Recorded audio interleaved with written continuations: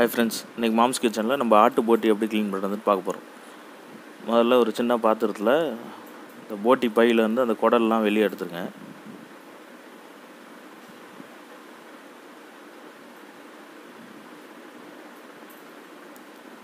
எல்லா குடலையும் வெளியே தனியாக எடுத்துருங்க. ஃபஸ்ட்டு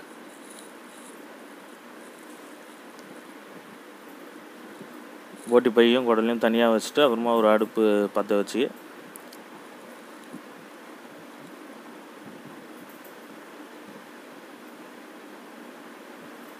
அதில் ஒரு 2 லிட்டர் தண்ணி கொதிக்க வைக்கணும். முதல்ல போட்டி க்ளீன் பண்ணுறதுக்காக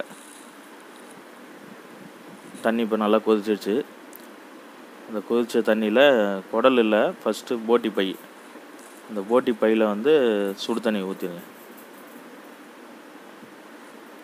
தண்ணி வந்து மீடியம் சூடாக இருக்கணும், அப்போ தான் நம்மளுக்கு போட்டி க்ளீன் பண்ண முடியும். அப்படி இல்லைனா போட்டி பை வந்து விரைச்சிரும், ஒரு மாதிரி க்ளீன் பண்ணுறதுக்கு ரொம்ப கஷ்டமாயிடும். இப்போ வெதுன்னு தண்ணி ஊற்றினோடனே பார்த்தீங்கன்னா அதை பாருங்கள், ஒரு கத்தி வச்சு சுரண்டிங்கன்னா மொத்தம் இதுவும் வந்துடும். அந்த முடி மாதிரி இருக்கும் தோல், இந்த போட்டி பையில் இருக்க தோல் வந்து தனித்தனியாக ஈஸியாக கையில் பிச்சாலும் வந்துடும். பார்த்திங்கன்னா அழகாக வருது பாருங்கள். அந்த தோல் எடுத்துட்டிங்கன்னா போட்டி பை வந்து வெள்ளையாக ஆகிடும். ஃபுல்லாக அது மாதிரி க்ளீன் பண்ணுறேன். ஈஸியான வேலை தான், 5 நிமிஷத்தில் முடிஞ்சிடும்.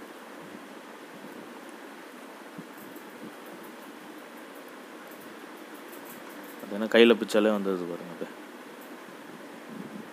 தண்ணி இதை கொதிக்க ஊற்றிட்டிங்கன்னா போட்டி போய் விரைச்சிடும், அது எடுக்கிறதுக்கு ரொம்ப கஷ்டமாயிடும். அதனால் தண்ணி வெதுன்னு இருக்கும். பார்த்திங்கன்னா ஃபுல்லாக க்ளீன் ஆகிடுச்சு. அது ஃபுல்லாக ஒயிட் ஆகிடுச்சு பாருங்கள், அந்த தோல் எங்கேயுமே இல்லை, ஃபுல்லாக நல்லா க்ளீன் ஆகிடுச்சு. நம்ம இப்போ குடல் எப்படி க்ளீன் பண்ணுறதுன்னு பாருங்கள்.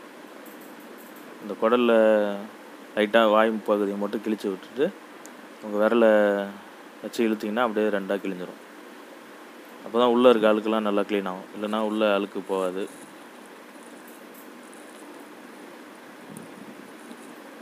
பார்த்திங்கன்னா இன்னொன்று பார்ப்போம்.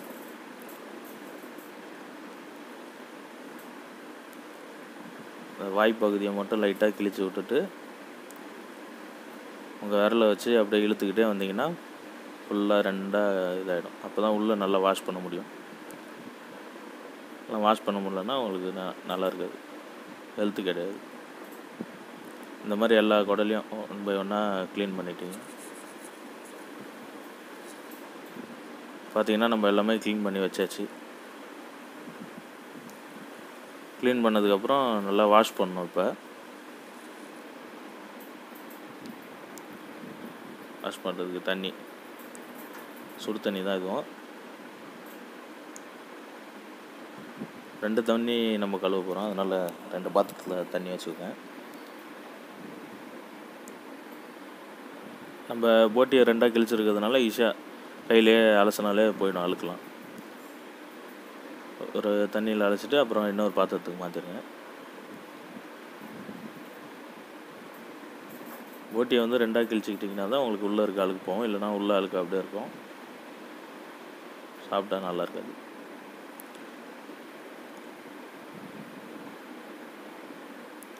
எல்லாத்தையும் எடுத்து இன்னொரு பாத்திரத்தில் மாற்றிட்டு அப்புறம் அந்த பாத்திரத்துலேருந்து கழுவி பார்த்திங்கன்னா அந்த ஃபஸ்ட்டு பாத்திரத்துலேயே எவ்வளோ அழுக்கு இருக்கு பாருங்கள்.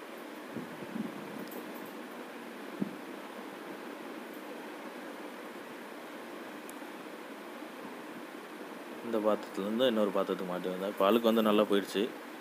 ஈஸியான வேலை தான். போட்டி கழுவுதுன்னு ரொம்ப பெரிய விஷயம்லாம் கிடையாது, ஈஸியாக 5 நிமிஷம் 10 நிமிஷத்தில் முடிகிற வேலை தான். இப்போ இன்னொரு அடுப்பில்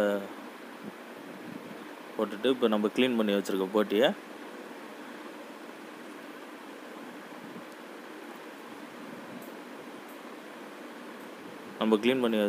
தண்ணி ஊற்றி கொதிக்க விடணும்.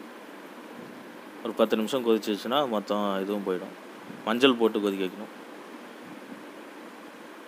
மஞ்சள் 1 ஸ்பூன் போட்டுக்கோங்க.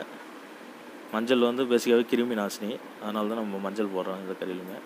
மஞ்சள் போட்டு மிக்ஸ் பண்ணி விட்டு ஒரு 10 நிமிஷத்துலேருந்து 15 நிமிஷம் நல்லா கொதிக்க விட்டிங்கன்னா அதில் இருக்க கெட்ட விஷயம்லாம் போயிடும் போட்டியில் இருக்குது. பார்த்திங்கன்னா நல்லா கொதிச்சிடுச்சு. இப்போ அடுப்பு ஆஃப் பண்ணிடலாம். போட்டி பை போட்டி குடலும் போட்டிருக்கோம், அதில் கொதிச்சிடுச்சு. இப்போ வந்து கட் பண்ணிக்கலாம் நம்ம எடுத்து. கட் பண்ணி உங்களுக்கு என்ன டிஷ்ஷு வேணுமோ அதுக்கேற்ற மாதிரி நீங்கள் செஞ்சுக்கலாம். போட்டி டிஷ்ஷு என்ன பண்ணுறதுன்ட்டு நம்ம அடுத்த வீடியோவில் பார்ப்போம். எல்லாத்தையும் கட் பண்ணி வச்சுக்கிட்டாச்சு. போட்டி க்ளீன் பண்ணுறது ரொம்ப ஈஸியான வேலை அது.